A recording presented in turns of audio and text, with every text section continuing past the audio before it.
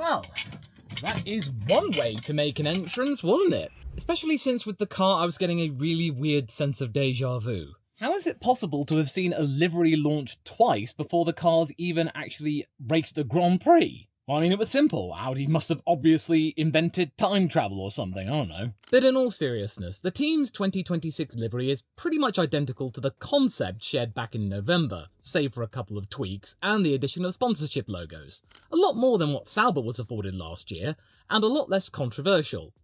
Except the throwback to Revolut's complaints about HP Blue clashing with Ferrari, those comments not aging well considering, well, this thing on the shark fin. VP, what are you doing? But hey, I guess every party needs a pooper, but don't worry, that is not my main thread of argument for today's video, because whilst that was all well and good and we saw one of the longest staircases in history, I can't recall anything else being that long, there was also a little chestnut offered up to us by one of their chief technical officers, one James Key. Them, on their first day of arriving in Formula 1, deciding to pick a fight almost immediately, with, of course, their compatriot rivals, Mercedes. And if you think about it, Brackley has actually been at the centre of quite a few controversies over the years, including when they were Brawn GP. I know it may not sound sexy in isolation, but the manner in which their chief designer James Key framed it, it really did come across as defiant, only 36 hours or so before an FIA meeting with F1 engine makers is set to take place. So, for your consideration, here is what Mr. Key had to say. Ahem. We have to, as we do, trust the FIA with making the right decisions here. You've got to have a level playing field. If someone came up with a clever diffuser and you said it's not the right thing to do, no one else can have it, but you can have it for the rest of the year, it doesn't make sense. We'd never accept that.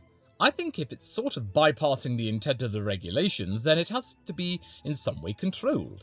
Because no one wants to sit a season out if you got a blatant advantage that you can do nothing with in a homologated power unit, so I think for us, hopefully, the FIA will make the right decisions. Well, I kind of sense this would happen, the two German teams going after one another like this. You know, stirring up some drama, firing up their domestic audiences, maybe bringing us that one step closer towards interest in an actual German Grand Prix. That on top of Nico Hülkenberg mentioning that if he gets a contract through 2030, he is more than happy to stay with the team. And oh yeah, he apparently has the same clause that Kimi Räikkönen had that almost did bankrupt the Lotus F1 team. Hey, damn no skill! You got yourself part 2 of some winter slop right there! But jokes aside, when Audi's F1 slogan is to start something, stop at nothing, they are very much living and breathing and dying on that hill.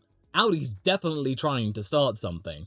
Or at least restarting it, with a slogan that very much sounds like it was sorted out by committee with everyone in the room wearing a bunch of turtlenecks. What Key's trying to get at here is that the moment one manufacturer finds a loophole that can't be copied because everything's been locked down, the sport becomes a hostage situation and dominance may take place, and that might turn viewers off of F1 and risk everyone's bottom line within.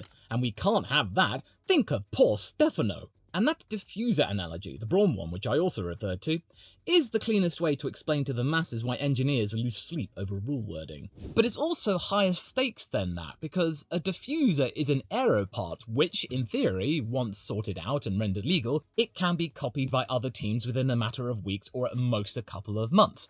That is somewhat doable. But trying to recreate a really tricky and quite convenient compression limit trick with a power unit when it's essentially locked down, that is harder to try and achieve, and with the consideration that it may or may not be banned for the following year, what can you do? An engine's like a vault, save for maybe an occasional hack where you might be able to tweak things here or there. Everyone wants to be inside the vault where the getting's good, instead of outside of the vault and going, "Please, sir, have mercy." But the second part of what Key is saying is rather interesting in of itself, in trying to lay down the fact that Audi's going to have a lot more political clout in the F1 game than Sauber did. And I'm already thinking, yeah, that foam of thought is pretty valid, alright. They've already made Audi look the part of a works team and a team which fully understands how they should appear on TV, where the majority of fans will be hailing from. And then from an engineering perspective, they want to show what kind of factory team they want to be. The kind that says intent matters. and then dares anyone to argue with the concept of fairness on camera. And yes, of course, Audi's also wanting to say they want to be serious, they want to be fast, but everyone says that. I know that compression ratios may sound dull to you because it's something that you simply cannot see. It's not like an aero part where you look at it and go, ooh, that looks fast, or oh, that looks dodgy. You can easily quantify it with things you can actually see with your special eyes. But with that kind of thing beneath the hood, it's a little bit harder to try and fathom what it can actually do. Put simply, it's down to how tightly the engine squeezes the air-fuel mix. More squeeze, more power. And the thing that's really brought this into the hotbed of controversy is down to the way the FIA measures that particular compression ratio. It being done at ambient temperature. Now already you can probably spot a problem here, that Formula 1 engines don't work their best at ambient temperature. They work best at extreme temperatures when they're actually out on the track and not in parc ferme. Because cars don't score points when idle, guys, come on! Because under heat and pressure, things can behave rather differently. If you want to, of course. I don't think engineers would want things happening unintentionally under heat and pressure. But anyway, this loophole opera opens the door to exotic materials and, of course, a looming cost spiral, all amidst a cost cap where funds could be better put towards other areas. But then again, engineers do live for this sort of thing, to explore different materials to get the best literal bang for your buck. That's what they're paid for. Because when you stop to think about it, with the synthetic fuels coming in for 2026, those cost a lot more than conventional fuel does. So if you can easily get a lot more out of the same amount, then you could be finding yourself a nice handy-dandy cost saving, all of which will make your employees very, very happy with you and a pat on the head. So I think the question the teams are asking the FIA is saying, hey, can we design an engine where the geometry can change under high temperatures? All in a way that skews the actual measurements at real-world temperatures, please and thank you? And so far, the FIA hasn't come down with a banner hammer, and I know that in some ways and circles this is still in the rumour mill, because obviously Mercedes isn't going to go and confirm that they've done something really handy right now, because otherwise they're giving some games away. But clearly, most of the engine manufacturers do have a problem with it, because either they think it's unfair, or they didn't come up with it. But it is very important for those three teams, Ferrari, Honda and Audi now being the loudest out of all of them, to really get some sort of understanding of the situation, because if they don't, and if Mercedes and Red Bull can get away with it, and then powering 6 teams on the grid, and it'll leave the 5 remaining teams in a little bit of an existential crisis, and Audi doesn't want to have that in their first ever season of competition, and Ferrari, they've already been through the doldrums already, they don't need any more. And this trick could be worth up to 1/3 of a second per lap, and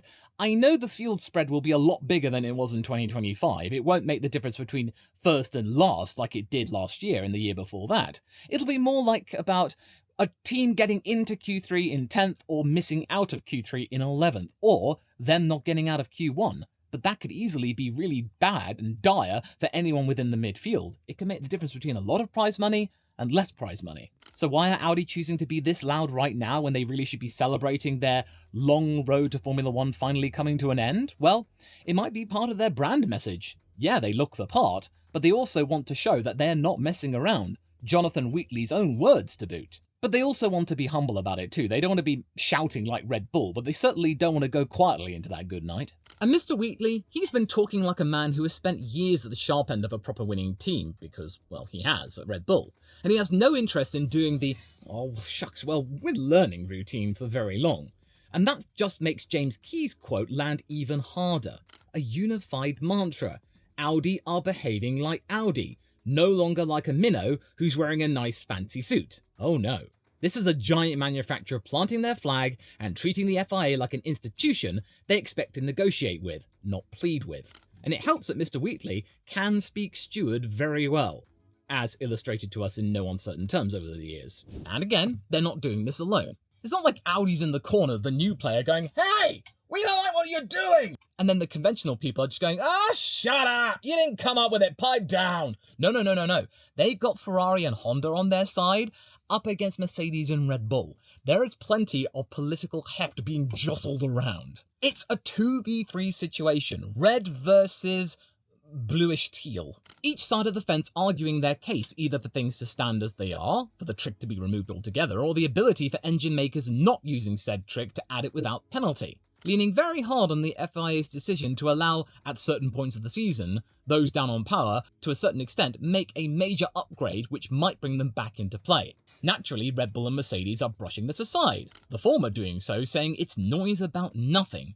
all courtesy of their engine lead Ben Hodgkinson. It's classic F1 damage control, and it's also probably true. Put simply, right now the compression limit chestnut and saga has been in the rumour mill. Tomorrow's meeting might bring it into the open for the first time, or just say, yeah, these are indeed rumours. They can either be proud that what they came up with was legal and on the same field of excellence as Mercedes, which is really good for Red Bull 4 powertrains, or they can just go, you got yourself in a song and dance over a rumour, come on. And he does have a point in that regard, because it is easier to shout something into oblivion rather than just shrug your shoulders and come up with your own innovation, which will cost you time and money that you didn't originally factor in. To put it in layman's terms, imagine that your neighbour is being accused of having a secret extension which gives their house more room even though you thought it was not possible to do. They're not denying the renovations themselves, they're denying the fact that it breaks planning rules, that you should have probably thought about that yourself. I thought about it, and look where I am right now. Hey, I've got an extra room and you don't. So, can we expect meaningful action at this FIA meeting tomorrow with the engine suppliers?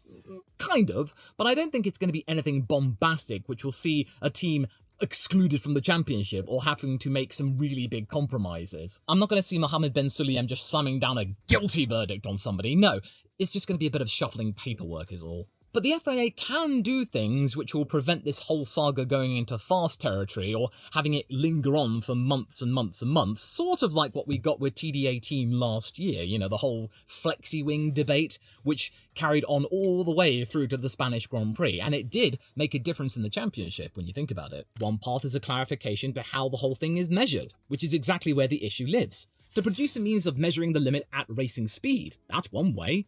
Or maybe closing the ambient temperature loophole by defining how manufacturers must account for thermal expansion, so having a little bit of variation. Because it is quite clear that this trick is a loophole, but we might also get something akin to what Mercedes had with DAS, you know, that whole 2020 controversy, which has sort of been where things have been going up until now, with the FIA deeming it illegal and seemingly making it fine and then writing it into the rules for 2027 as illegal. You know the whole thing with Mercedes having a dual-axis steering system which allowed them to be able to manipulate the angle of the front tyres to improve tyre longevity in certain corners and straights? Well, that was allowed by the FIA, but then deemed illegal for 2021, meaning that if anybody wanted to make their own copy, they could, but it would only last for 17 races ultimately, so what was the point? And as a result, Mercedes went on to total dominance, and Lewis got his 7th world title. And Mercedes got a Constructors. But at the same time, a steering column is very different to a power unit. They are very restricted, save for these potential emergency amendments to help make competition that little bit better, and we don't get a situation that Renault had during the 2022 engine freeze, where they were down quite a few horsepower, which ultimately led them to killing their 2026 engine program altogether. You can thank Christian Horner and Red Bull for that engine freeze.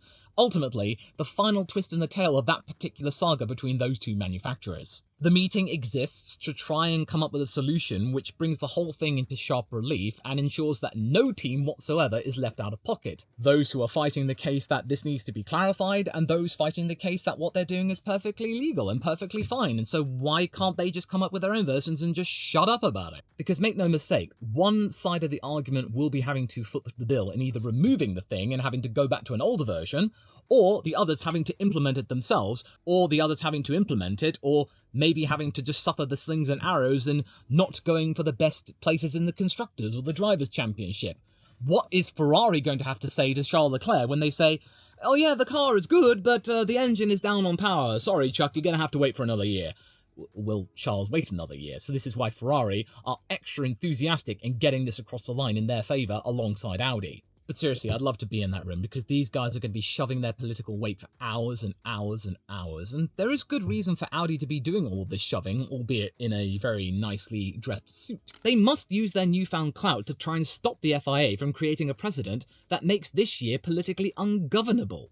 Let a homologated loophole stand for a year and it's open season. Suddenly, billion-dollar engine programs chase grey areas instead of actually innovating. They're left just going round and round and round in circles, picking here and there for little bits and pieces instead of finding completely new tricks. And the rulebook meant to attract manufacturers? it ends up being torn apart and pushing either Audi away or leaving them feeling shortchanged or even played. Because the only reason they joined F1 was because of the engine changes made for 2026. They wouldn't be here without them. So for them and 4 other teams to be left out of the loop and out of the majority of the points, it's going to be a very, very sore point after all of these years of preparation, having suffered all of those power struggles under the Andreas Seidel, and then suddenly getting themselves back into the good books with Mattia Binotto and producing something compelling and getting people hyped. So I don't blame Audi for fighting their corner, because this could easily poison this new era's credibility, and that is something that Stefano Domenicali will not have. And it could easily lead to a very messy saga that reminds me of the Mass Damper situation with Renault in 2006. Initially allowed, then banned mid-season, all amidst plenty of backing and forthing between the teams, the FIA, and the FIA attacking its own stewards. Key's quote is a preemptive strike to avoid another drawn-out saga like that. He wants the FIA to settle things right now before it becomes a spectator sport in itself and risks out-shouting other key innovations and facets that may make 2026 interesting, such as a title battle amongst completely different drivers. And that might be the way to get FOM to actually fight their corner too against the FIA. Because Mr. Domenicali has been very busy this off-season, popping up absolutely everywhere. You can't escape him. Now, how does this make Audi look? Weirdly, it makes them look exactly how they want to look. Because Wheatley is out there being your friendly neighbourhood team principal, talking about ambition, humility, milestones, trying to be a proper factory team with a proper brand, not a scrappy underdog anymore with a very dodgy and desperate-looking brand. Then you get James Key over there on the technical and engineering side of things, saying that they want to act like a proper factory team. And what do proper factory teams do? They fight with each other. They use their heft to shove the other guys out of the way and get to the top, which is exactly what they want to do with their Mission 2030 program. The facet of being a proper factory team where you don't accept politely that you're at a disadvantage. All with the intent in making it as plain as vanilla that you intend to punch up and try and take some bigwigs down and make an impression in your very first year.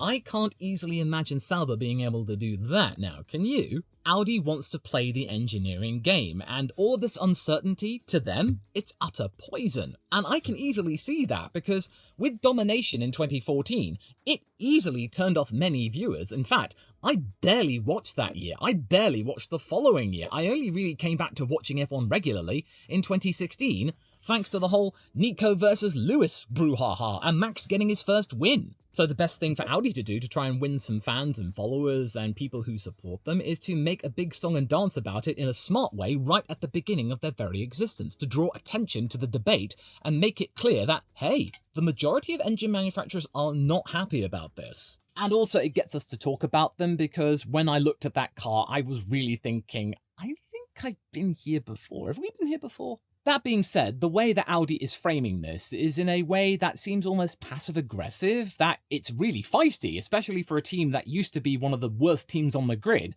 They're in a way just going, look, we believe the FIA will make the right decision. They should really consider the facts here. We've got plenty of facts. Yeah, we know they'll do the right thing. Yeah, come on, right, yeah, classy, at least for now. If it does get drawn out, I can easily expect Audi to continue the fight and it getting even uglier. Jonathan Wheatley calling upon his linguistic skills once more, with the stewards especially. Because the worst thing the FIA can do is allow these grey areas to be manifested and exploited, engineers chasing things one way after another, all the while the teams are publicly announcing that they hate all of this uncertainty whilst they're in the business of doing it themselves. Look, I totally get it.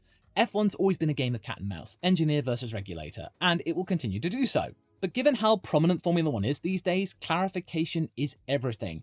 If the innovation is perfectly legal, then great, okay, cool, we move on and we go from there. If it's not legal, okay, alright, draws a line on it, let's find something else. Needless to say, what Audi has done here is corporate leverage in action. And I think it's safe to say this is landing a lot more heavily nowadays than it would have done had the team still been repping black and green with a questionable sponsor. Oh wait, BP, black and green on the steel, oh, oops. But there's also the notion that the Audi F1 team are being this assertive because head office might be watching. Because if this loophole does exist and it's a real advantage, you have to explore it. And with Red Bull's Hodgkinson scoffing at the idea, it puts Audi in a bind. If the FIA clamps down, Red Bull can say, see, we told you it was nothing, we're still fine.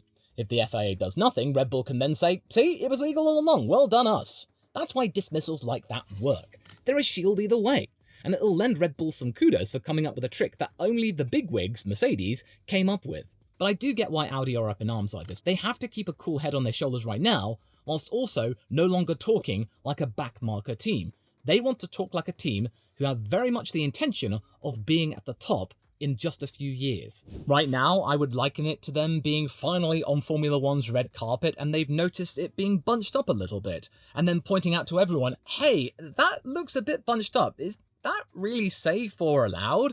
And Mercedes via Toto saying, Audi, wouldn't you relax? That's completely fine. You could just step yourselves around it. You can get over it. It's not a big deal. Just so long as you can see it, it's absolutely fine. And right now, instead of just going along with it, Audi is pushing back saying, I don't care what you call it. Someone could trip over that. We need something to be done about that immediately. And thusly, Audi's not going to be waiting around until the first race of the season to try and get something done. With plenty of weeks still remaining, we haven't even had the first of the preseason tests yet.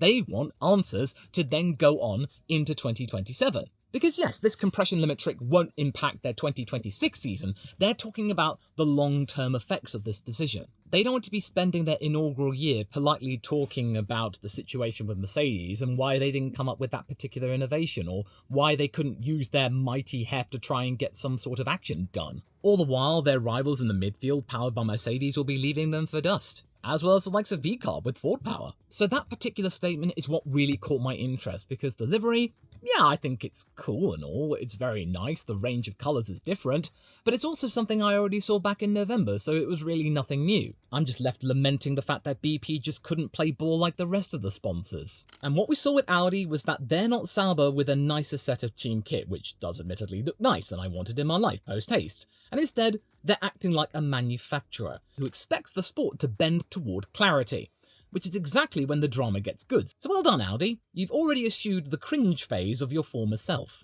And whilst you eschew yourself of this video, why not consider this one over here to keep the good times a-rolling? Or the ladder down. I'll see you over there.